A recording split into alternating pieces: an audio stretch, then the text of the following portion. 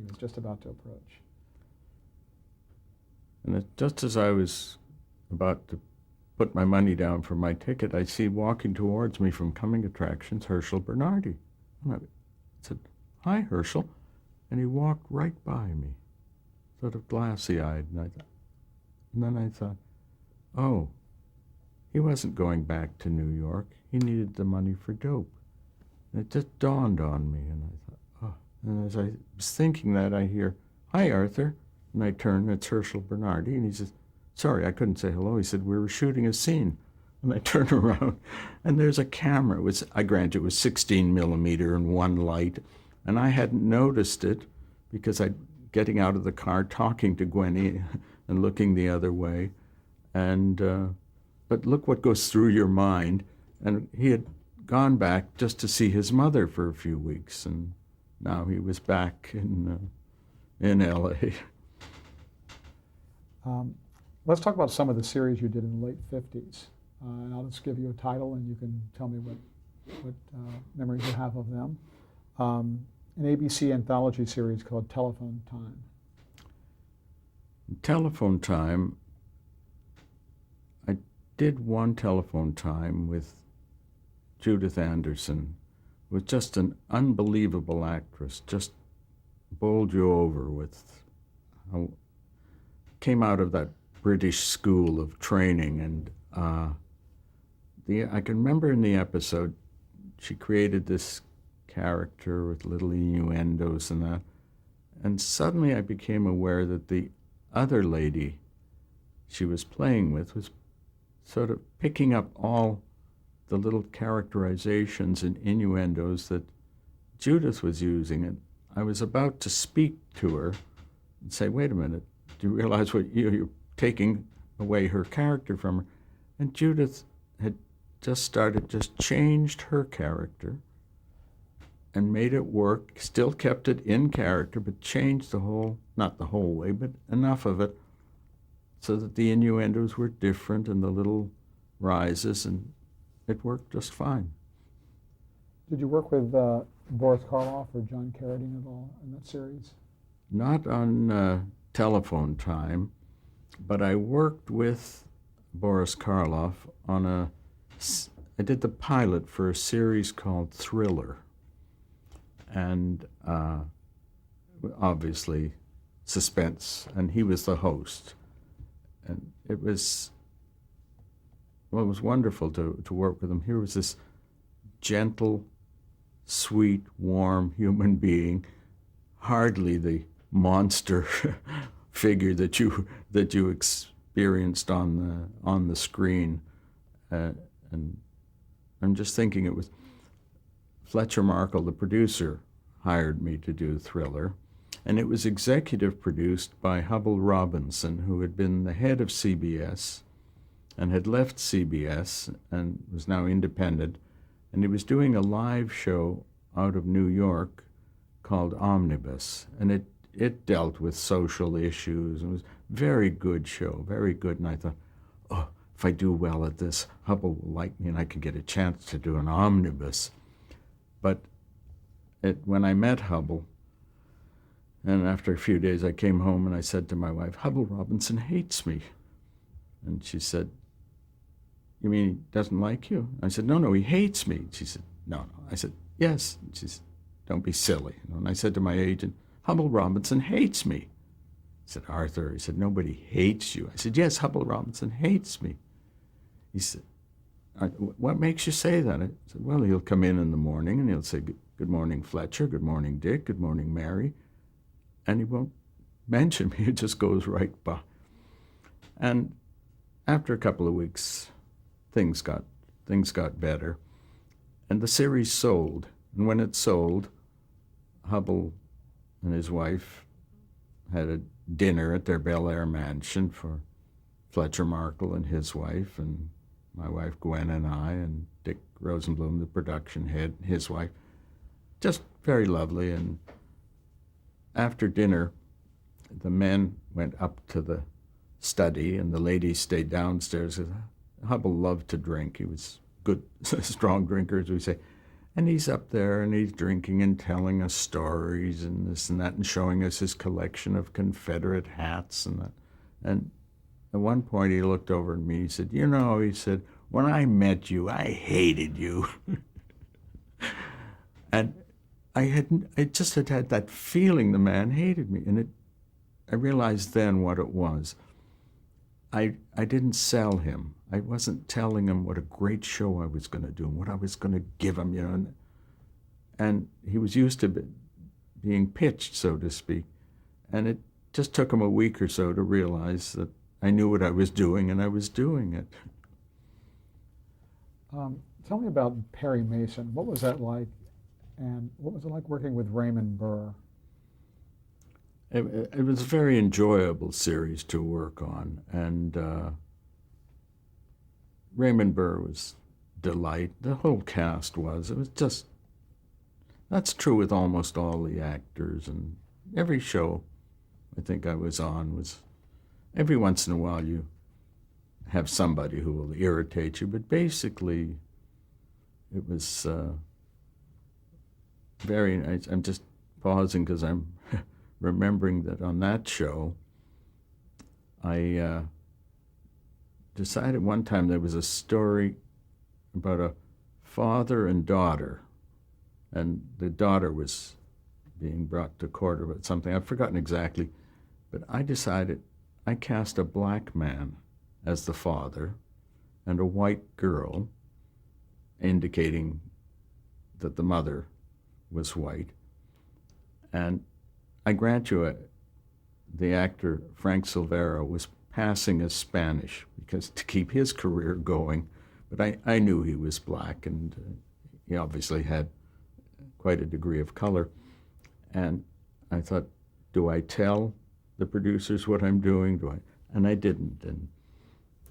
And I still remember sitting in dailies, and Gail Patrick Jackson, the executive producer, and Ben Brady, the producer, are sitting behind me, and I hear one saying, "Is that man black?" And the other one said, "Yeah, I was thinking the same thing, but I don't think so." And, no, well, look at his nails, look at his fingernails. And it went on a little, and then it sort of faded away, and they never said anything to me, and I never said anything, and it just sort of went by.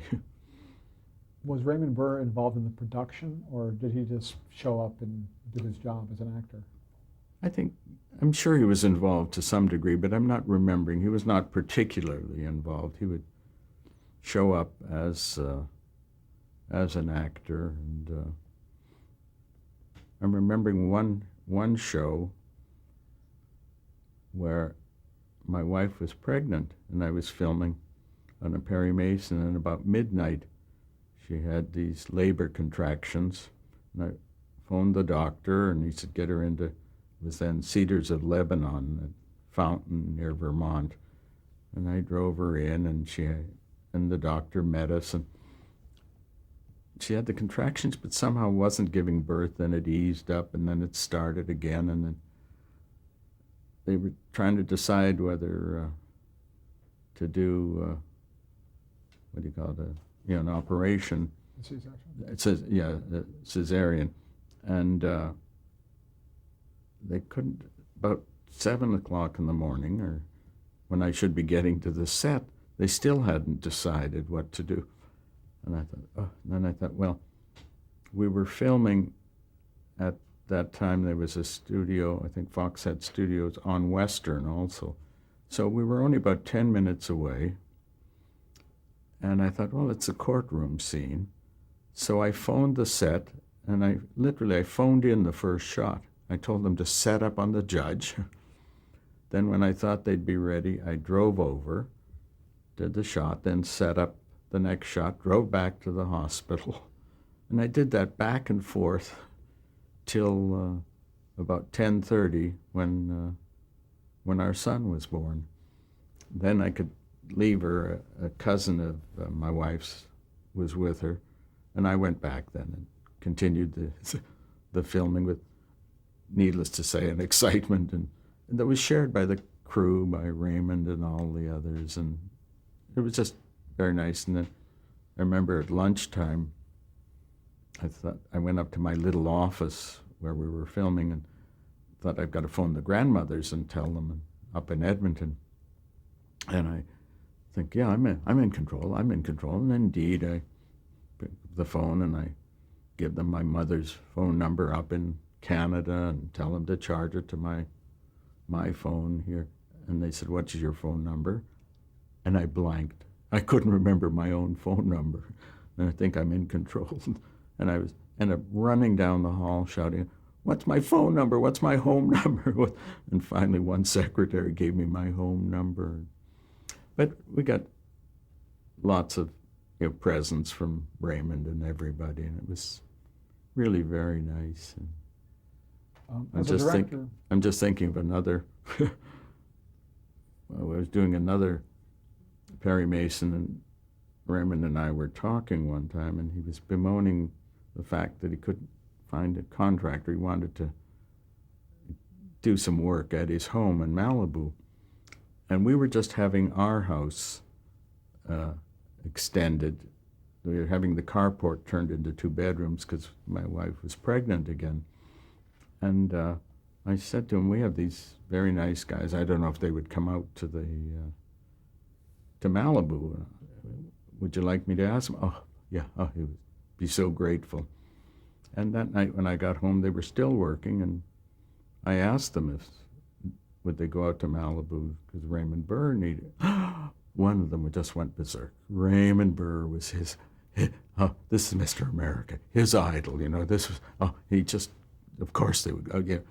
And so I set up a meeting with them on Sunday because we finished filming on Friday, and then on Monday when they were working, I asked them how the meeting went, and they said fine, but I thought, where's the enthusiasm? And I kept questioning, and I found out what was bothering was when they knocked on the door at Raymond's, he answered in a pink bathrobe. And this poor man who thought, this is his Mr. America, and just didn't know that Raymond was homosexual. And I hadn't said it. Why would I, what's the big deal? But for him, it was, he got over it. From a directing standpoint, you had quite a background in anthology-type series, but Perry Mason was a series with a certain format. Did you find there were rules for directing series television that for both Perry Mason and other series you might have done? And how did you approach that as a director, as far as conforming to styles of shows? You did conform to styles when you did series, but actually I think most of the series I did, I'm probably wrong in saying that, but a lot of the series I did, I had done the pilot, so I'd set the tone, so to speak, with the producer and writers to where it was headed. But you still could make changes and that. Not too much in terms of character, because they're based on certain characters, and you wanted to keep those. That's what was being conveyed to the audience. So you had to be careful in those terms, but you still had to work, because each story was a different story, and you were telling a story, and that's what you had to sort of to work on.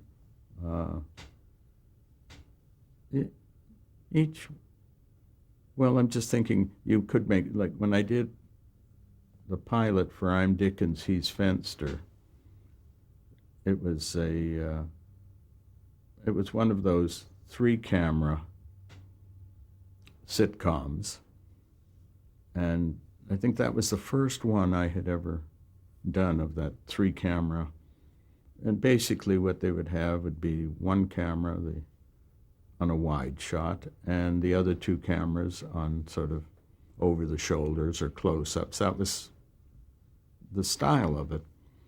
And I had each camera in motion as if each one was a film camera. And it drove the cameramen crazy. They said, oh, we can't do it with it. But I carefully worked out so that it did work out. So in a sense, I changed the style of three-camera sitcom shooting, although it didn't change it for that. But there are many who then followed that and didn't just do the three. It was funny how I got to Dickens and Fenster. Leonard Stern, the producer, was saying to his friends he didn't want a comedy director. He wanted a director who had a sense of humor.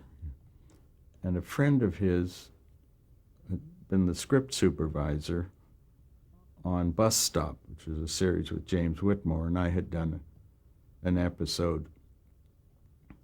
And she said, well, to Leonard Stern, well, we had a director on Bus Stop a couple of weeks ago that you might like. And so he looked me up, we met, and he liked me, and he hired me. And I did the pilot, and it sold, and a few months later I did the pilot for The Addams Family, and it sold, and suddenly I was a comedy director. You did another anthology series for CBS, Westinghouse and Desi Arnaz's Playhouse. What was that like, and did you work with Desi Arnaz? No, never. Whatever I did on Desilu Playhouse was just straight, with the producers. Every show was like that. Maybe the Hitchcock series, but even there, I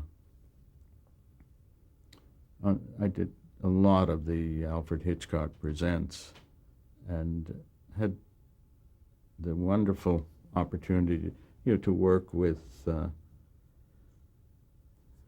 am I blanking on the producer's name? Joan, later married Eric Ambler. Anyway, she and Norman Lloyd were the producer and associate producer, and they just were just terrific in terms of both had good story sense and good character sense for casting, and were very, very helpful all the time, and I learned a lot. Not that I didn't learn from Hitchcock, because he directed a lot of them, and although mostly what he was always, I'm not a drinker. I've never enjoyed the taste of drinking, and Hitch would always try to find some combination of drink that I would enjoy to get me so that I could enjoy drinking. And I must say he also did some of those, but he also did on film TV, he did a series called Suspicion with 3 live shows done in New York, and then the 4th was a film half hour that he did here, or an hour. I guess they were an hour. And every 4th one he did. And one time he couldn't do his because he was tied up on a film, and he asked me if I would do it, and I was, Alfred Hitchcock is asking me to do one of his, and it just thrilled me a lot. But also, I say Joan Harrison and Norman Lloyd, they also, in those days, directors would do an episode of that, and head off to your next show. You didn't work on the editing. And they would try to arrange a time for the director to come back and see the editor's assembly or cut to make comment or whatever, whereas most productions didn't want you around. And I must say, a lot of the directors didn't want to be around because they would rather go and do the next one and keep their earnings up. And it took a lot of years of struggle at the Directors Guild to get it worked out so there would be enough time so that the director could stay and see it through to the end. It's your vision, complete your vision, and the producers finally gave a little more money and that. So the Hitchcock was also interesting in that because Hitch did an opening and a closing and a comment, I think, in the middle. It was about 4 minutes shorter, which made your life easier. You did a 4-minute less show, so sometimes your 3-day filming could ease up, but often we do them in 2 days instead, 2 long days. And I can remember many times working sort of from 7 a.m. till 10 p.m. on the set, and it would take toll. When you directed a particular episode, did you also direct the opens and closes with Hitchcock, or No. did someone else do Those all were those? done, the openings and closings with Hitch were done totally separately because he'd do a lot of them at one time. How did you get on that series? And who hired you for that? I honestly don't remember who first hired me. They just called, and I think once you're sort of doing, and if you do your reasonably good work, then other shows will come to you. And certain ones you get, how should I say, very excited. I remember when I got a call to do Gunsmoke, it was the #1 show, and they want me to direct one, and I thought, oh, if I do this well, that'll really set me. I'll have a reputation, and I was nervous and excited. And then they called, and they said, casting session, tomorrow at 2:00, and I sort of drained as I went through my mind. Oh my gosh, am I going to throw my career away, or am I what? Because should I? Oh, finally, I heard myself saying to them, "I can't tomorrow at 2:00 because my son is having his first bath, and I have to be there." And I thought, that's the end of my career. And they said, "What about Thursday?" But that's how insecure you are, that you go into just panic and see things so wrong. That, again, you have good people. Like, I was just thinking how Dennis Weaver on Gunsmoke, what you can do with actors, like almost every episode there'd be the carriage coming through with the week's mail or somebody coming into town or what, and I thought, how am I going to film that any different than I've been or other? Yeah, everybody's got the same shot of it coming through the town. And I thought, then I said to Dennis, "Dennis, you've been expecting something that you really want, and you've been expecting it for 3 weeks, and you think this is it. When that carriage comes in, I want to feel your excitement at wanting that." Well, what he put on, and it just gave me something different. He was amazing. Like, he played a sort of one-legged person, and so, but he had Chester, right? Chester, and he was not wearing any support on it to hold it straight. He just kept it straight. And I still remember one time he was climbing up the outside wooden stairs to the doctor's office, and he tripped, and the leg didn't bend. I thought, how the heck did he do that? He pulled himself out without that, but that leg, and I thought, easy enough, we'd do take 2. But to be able to be that much in character that you can keep that leg straight. I was just remembering once talking to James Arness, who was, what should we say, well over 6 feet, plus the high heels, and the boots, and I was very emotionally going through the character, something, I've forgotten exactly the scene, but very emotionally saying to him, this relationship now you have to play in terms of as if this happened, that, and going at it, and he's, listening and paying attention, and suddenly I started to laugh, and he looked at me with a strange look. Why was I laughing? I suddenly realized I had such a pain in my neck because I was looking up at him because I'm so short and he's so tall. And I thought the visual just struck me of how silly I must look. I want to talk some more about Gunsmoke, but you did another Western that was fairly popular at the time called The Rifleman. Rifleman. Mm-hmm. What was that experience like? And in that Chuck Connors was a former baseball player, I think? Yes. Now, as an actor, what was he like to work with? He was fine to work with because he had a kind of innate talent. He wasn't a great actor, but he was very good, and you could work with him, and you could stretch the character or develop situations. He was very good that way. He was part of his personality, part of his persona was sort of outgoing all the time, and you could make use of that. I'm laughing to myself because I remember that I saw him sort of years after the series. I bumped into him in Hamburger Hamlet once, and there he was, normal, except he's got on a belt and a gun. I said, Chuck, I said, what are you doing? He said, I have a license, it's okay. But here's this civilian with this belt and gun. Yeah. You work with producers Jules Levy, Arthur Gardner, and Arnold Lavin on that show. Yeah. Any particular thoughts about that experience? I really enjoyed Jules Levy, Arthur Gardner, and Arnold Lavin.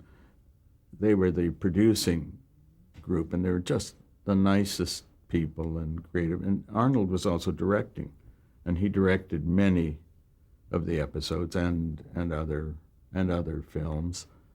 But it just was so enjoyable. The only odd time was we had one episode that took place in a classroom, and I thought, why not put in for the kids, we'll use the producers' kids, everybody connected could bring kids in. And when I got to filming, I realized there were a few mothers and fathers who wanted their child up front. I didn't know what sort of, no, it was not a big deal, but it's funny how we all are. Yeah. Were there particular challenges in directing a Western that you had not come upon in your earlier work? When I first started directing Westerns, I was very grateful to the likes of Abby Singer, who an assistant director and production manager, who, how should I say, taught me really about horses. What did I know? And suddenly, well, I knew because I'd grown up on the movies of Tom Mix and Ken Maynard and Hoot Gibson. So, but to do it was something, or to be on that ranch in the valley where most of the films were shot, and to learn about Pikes Peak, or Panic Peak. Why was it Panic Peak? Because it was higher, and you would work and work, and then as the sun started setting, you would move up the peak to try and get the last bit of sunshine higher and higher. So, and we'd end up on top of Panic Peak, except it might be 3 other companies coming up from other sides. So it was strange, but you're learning all the time, and that's the wonderful thing about the television filming and live and films too, that it's constant learning and working off each other. One of the big gimmicks of The Rifleman, of course, was the rifle.